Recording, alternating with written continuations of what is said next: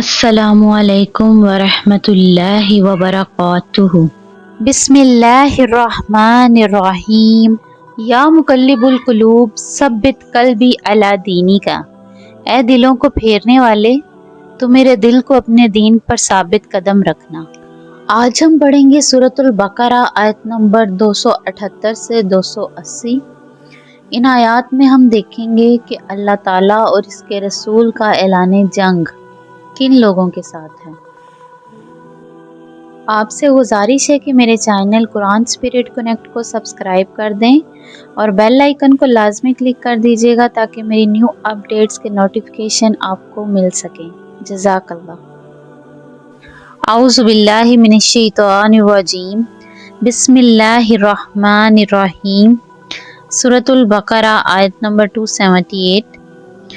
یا ایہا الذین آمنوا، اے لوگو جو ایمان والے ہیں، اتقوا اللہ، اللہ تعالیٰ سے ڈرو، وذروا اور چھوڑ دو، ما بقیہ جو باقی رہ گیا، من الربا سود میں سے، ان کنتم اگر تم ہو مؤمنین ایمان والے۔ اے ایمان والو، اللہ تعالیٰ کا تقوی اختیار کرو اور سود میں سے جو باقی رہ گیا اسے چھوڑ دو اگر تم واقعی مومن ہو۔ یا ایہا الذین آمنوا اتقوا اللہ وذروا ما بقی من الربا، یعنی اللہ تعالیٰ نے حکم سنا دیا کہ آج فیصلہ کر لو، جو کچھ بھی تم نے کسی کو قرض دیا تھا اب اس کا سود چھوڑ دینا ہے۔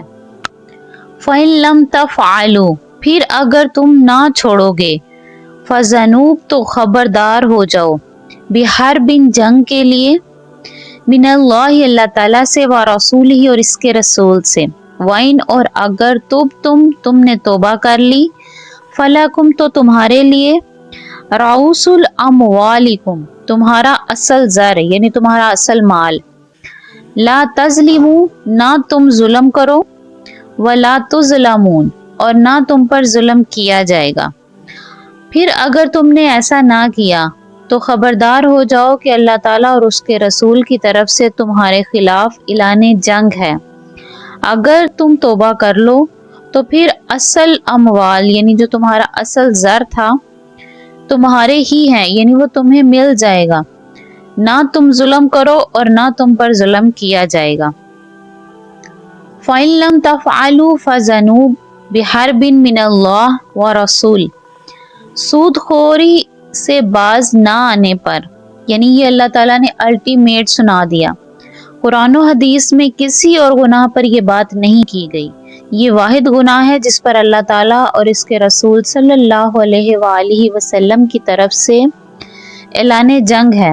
وَإِن تُبْتُمْ فَلَكُمْ رُؤُوسُ أَمْوَالِكُمْ، تمہارا جو اصل زر ہے، جو تمہارا اصل مال ہے، وہ تمہیں لوٹا دیا جائے گا، چنانچہ سود چھوڑ دو اور اپنا اصل مال واپس لے لو۔ لا تظلمون ولا تظلمون، نہ تم کسی پر ظلم کرو اس سے سود وصول کر کے، اور نہ تم پر ظلم کیا جائے یعنی کہ تمہارا اصل مال بھی دبا دیا جائے۔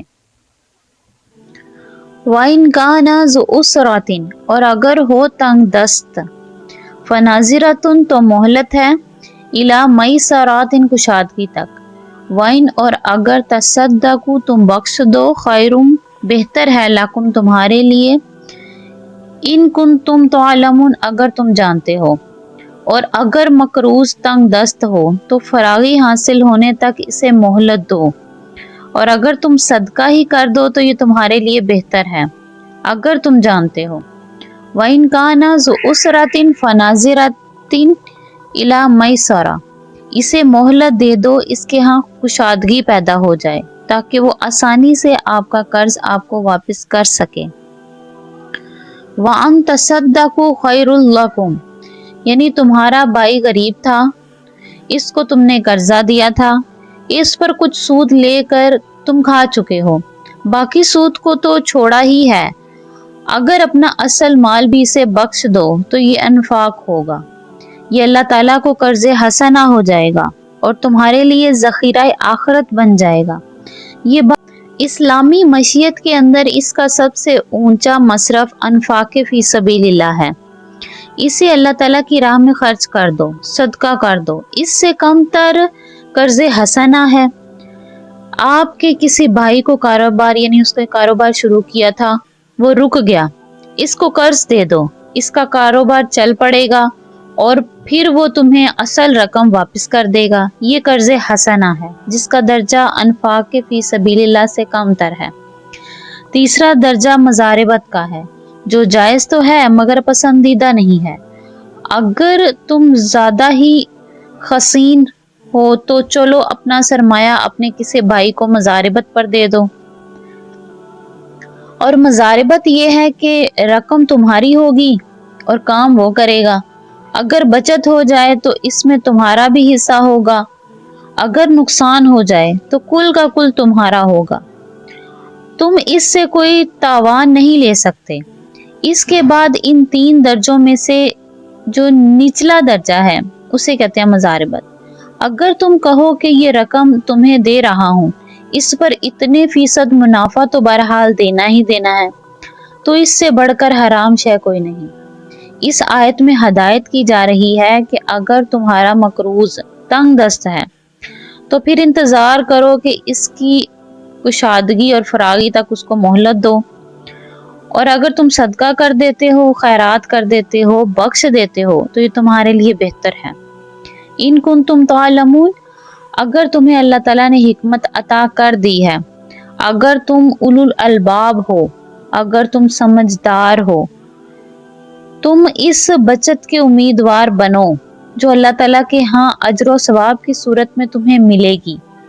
इसके मुकाबले में इस रकम की कोई हैसियत नहीं जो तुम्हें मकरूज से वापस मिलनी है। सदक़ल्लाहुल अज़ीम।